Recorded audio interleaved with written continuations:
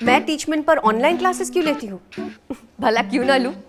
ये इंडिया का एक लौता प्लेटफॉर्म है जो 100% फ्री है, बिना किसी लिमिट के। और नई शुरुआत करने के लिए इससे बेहतर और क्या होगा? बस एक स्मार्टफोन चाहिए और सुहानी शर्मा की ऑल इंडिया इंग्लिश क्लासेस हो गई शुरू। इसीलिए तो कहते हैं कि टीचमेंट पर टीचिंग आसान है। तो आज ही डाउनलोड करें टीचमेंट, इंडिया का नंबर 1 टीचिंग ऐप।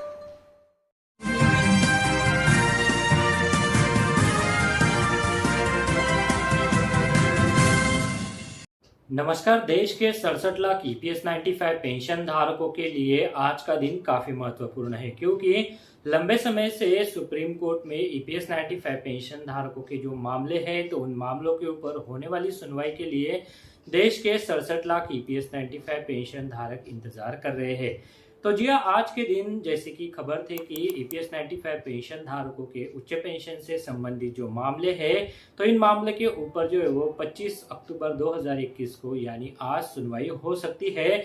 तो जी हाँ, ईपीएस 95 पेंशन धारकों के लिए आज का दिन सुप्रीम कोर्ट में काफी महत्वपूर्ण है, क्योंकि अगर ईपीएस 95 पेंशन धारकों की जो केसेस है तो उनके ऊपर सुनवाई होती है, तो इसके ऊपर सुप्रीम कोर्ट द्वारा क्या फैसला दिया जाता है तो वो काफी महत्वपूर्ण है। तो जी आज के इस वीडियो में ईपीएस 95 पेंशन धारकों के लिए जो 25 अक्टूबर का दिन काफी महत्वपूर्ण है, तो उसी के बारे में हम आपको जानकारी देने वाले हैं। तो आप इस वीडियो के साथ अंत तक बने रहिएगा ताकि आज के इस अपडेट के बारे में आपको पूरी जानकारी मिल सके। और अगर आपने हमारे चैनल को अभी तक सब्सक्राइब नहीं किया है तो चैनल को सब्सक्राइब जरूर करके रख लीजिए, क्योंकि आज की सुनवाई के बाद जो अपडेट आएगा तो उस अपडेट के बारे में हम आपको अगली वाली वीडियो में जानकारी देंगे।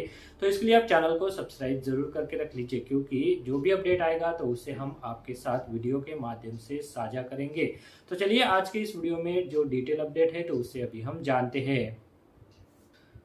तो जी ईपीएस 95 पेंशन धारकों के उच्च पेंशन से संबंधित जो मामले सुप्रीम कोर्ट में दाखिल है, तो इन मामलों के ऊपर पिछले महीने जो सुनवाई हुई थी यानी 17-18 अगस्त को जो सुनवाई हुई थी, उसके बाद 24 अगस्त 2021 को जो सुनवाई हुई थी, तो उस सुनवाई के बाद ईपीएस 95 पेंशन धारकों के जो मामले हैं तो उन मामलों के ऊपर कब सुनवाई होगी, तो इसके लिए सभी ईपीएस 95 पेंशन धारक इंतजार कर रहे हैं।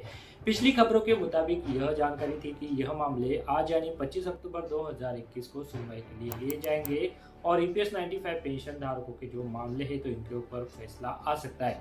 पर फिलहाल अभी आज का दिन काफी महत्वपूर्ण है, क्योंकि आज के दिन ईपीएस 95 पेंशन धारकों के मामलों के ऊपर अगर सुप्रीम कोर्ट में सुनवाई होती है तो इसके ऊपर क्या फैसला दिया जाता है, क्या कोई अंतिम फैसला दे दिया जाता है या फिर कोई अगली तारीख दे दी जाती है, तो उसके बारे में हम आपको अगले आने वाली वीडियो में जानकारी देंगे। तो जी सभी को अवगत है कि अगस्त महीने में जब ईपीएस 95 पेंशन धारकों के मामलों के ऊपर सुनवाई चल रही थी, 17-18 अगस्त को ईपीएफओ द्वारा जो दलीलें पेश की गई थी तो उन्हें यूयू ललित वाली अध्यक्षता की पीठ ने सुना था और ईपीएस 95 पेंशन धारकों के जो मामले हैं तो उन मामलों को 24 अगस्त 2021 के लिए टाल दिया गया था। 24 अगस्त 2021 को इन मामलों के ऊपर बाकी जो बची हुई सुनवाई है वो हुई थी।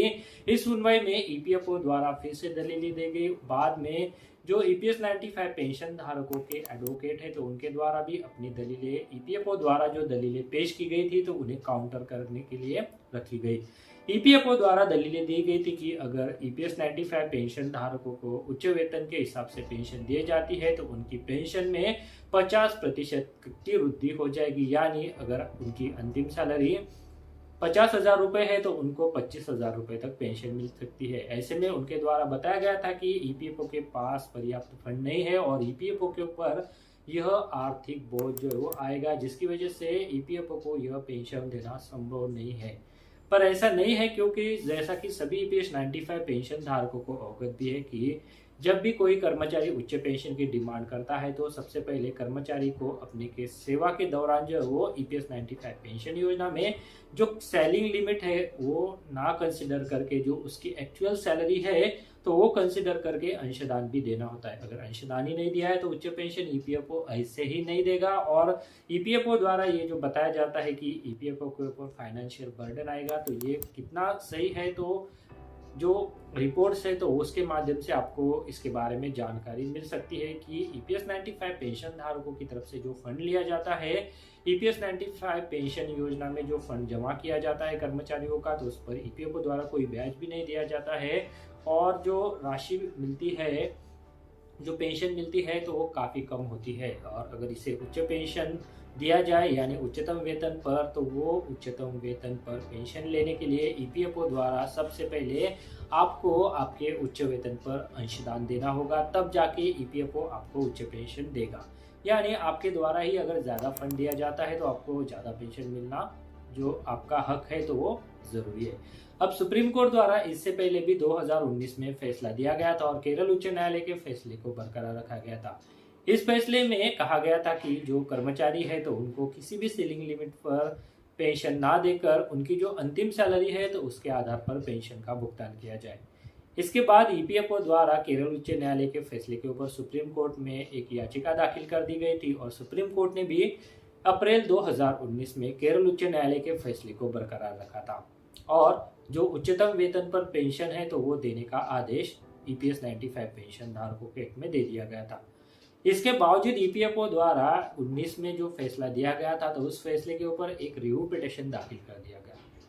अब ये रिव्यू पिटीशन सुप्रीम कोर्ट में अभी भी लंबित है। जैसा कि मैंने कहा कि सुप्रीम कोर्ट ने इससे पहले यह जो रिव्यू पिटीशन दाखिल किया गया है तो इसके ऊपर सुनवाई की है और यूयू ललित की अध्यक्षता वाली पीठ ने इन मामलों के ऊपर जो सुनवाई है तो वो 3 जजों की बेंच के पास जो है वो भेज दी है, क्योंकि यहाँ पर जो मामला है वो काफ़ी महत्वपूर्ण है। ईपीएस 95 पेंशन धारकों के साथ किसी भी तरह का अन्याय ना हो और जो सही फैसला है वो दिया जाए, इसके लिए माननीय जस्टिस यूयू ललित की अध्यक्षता वाली पीठ ने इन मामलों को 24 अगस्त 2021 को दोनों पक्ष की दलीलें के सुनने के बाद जो है वो 3 जजों की बेंच के पास सुनवाई के लिए भेज दिया है। अब 3 जजों की बेंच के पास इन मामलों के ऊपर कब सुनवाई होगी तो इसके लिए सभी ईपीएस 95 पेंशन धारक इंतजार कर रहे हैं, क्योंकि अभी अक्टूबर का महीना भी संपन्न हो चुका है। पिछली सुनवाई अगस्त में हुई थी और 25 अक्टूबर को ईपीएस 95 पेंशन धारकों के जो मामले हैं तो उन मामलों के ऊपर सुनवाई होगी, ऐसा अपडेट था। तो आज के दिन अगर ईपीएस 95 पेंशन धारकों के मामलों के ऊपर सुप्रीम कोर्ट में सुनवाई होती है तो ईपीएस 95 पेंशन धारकों को खुशखबरी मिल सकती है। अगर ऐसा नहीं होता है तो ईपीएस 95 पेंशन धारकों को एक बार फिर से इंतजार करना पड़ेगा और अगली क्या तारीख दी जाती है इसके बारे में सभी ईपीएस 95 पेंशन धारकों को भी यहाँ पर इंतजार करना पड़ेगा। तो जी आज के इस वीडियो में ईपीएस 95 पेंशन धारकों के ये जो मामले हैं तो इन मामलों को सुप्रीम कोर्ट में सुनवाई के लिए लिया जा सकता है, तो इनके ऊपर क्या फैसला आएगा तो हम आपको अगली जो आने वाली वीडियो है, हो सकता है कि यह वीडियो 3-4 बजे तक आपके लिए आ जाए, क्योंकि सुप्रीम कोर्ट का जो कामकाज है तो वो अगर ख़त्म हो जाता है तो हम आपको सुप्रीम कोर्ट से जो अपडेट रहेगा तो उसके बारे में जानकारी दे देंगे कि क्या फैसला सुप्रीम कोर्ट से आया है, क्या ईपीएस 95 पेंशन धारकों के जो मामले हैं इन मामलों के ऊपर सुनवाई हुई है या नहीं हुई है। जो भी कोई फैसला होता है तो हम आपको वीडियो के माध्यम से उसकी जानकारी दे देंगे। इसके लिए आप चैनल को सब्सक्राइब जरूर करके रख लीजिए, क्योंकि सब्सक्राइब करेंगे तो आपको यह जानकारी तुरंत मिल जाएगी। इसके बाद एक बेल का बटन आएगा तो उस बटन को भी आप प्रेस कर दीजिएगा, क्योंकि बटन प्रेस करने से वीडियो जैसे आएगा तो उसका नोटिफिकेशन आपको मिल जाएगा। तो जो सुप्रीम कोर्ट में ईपीएस 95 पेंशन धारकों से संबंधित जो मामले हैं तो इन मामलों के ऊपर क्या फैसला आएगा तो आज के दिन में हमें जो है वो पता चल जाएगा। क्या सुप्रीम कोर्ट द्वारा इन मामलों के ऊपर सुनवाई की जाती है या फिर कोई अगली तारीख दे दी जाती है, तो उसके बारे में हमें आज पता चल जाएगा। तो चलिए आज के इस वीडियो में इसी अपडेट के बारे में मुझे आपको जानकारी देनी थी। वीडियो में दी गई जानकारी अगर आपको अच्छी लगी तो वीडियो को लाइक जरूर करते चलिएगा और इस वीडियो को आप ज्यादा से ज्यादा ईपीएस 95 पेंशन धारकों के साथ भी साझा कीजिए, ताकि इस अपडेट के बारे में सभी पेंशन धारकों को पता चल सके।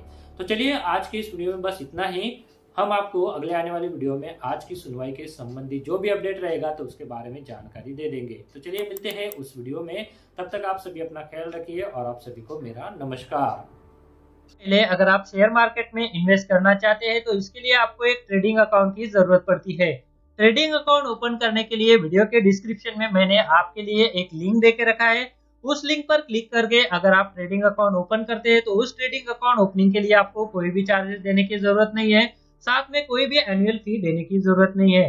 और जब भी आप इक्विटी में शेयर खरीदेंगे या फिर बेचेंगे तो उसके ऊपर आपको कोई भी ब्रोकरेज देने की जरूरत नहीं है। अगर मान लीजिए आपने 100 रुपए का कोई शेयर खरीदा और उसे 150 रुपए में बेच दिया, तो जो 50 रुपए का फायदा होगा तो वो सीधे आपकी जेब में जाएगा। इसके ऊपर जो है वो आपको कोई भी ब्रोकरेज चार्जेस देने की जरूरत नहीं है, कोई भी यहाँ पर आपको चार्जेस नहीं है। तो इसके लिए अगर आप अकाउंट ओपन करना चाहते हैं तो वीडियो के डिस्क्रिप्शन में मैंने एक लिंक दिया हुआ है, तो उस लिंक पर क्लिक करके आप घर बैठे ऑनलाइन एक डीमैट अकाउंट ओपन कर सकते हैं। तो चलिए अभी वीडियो में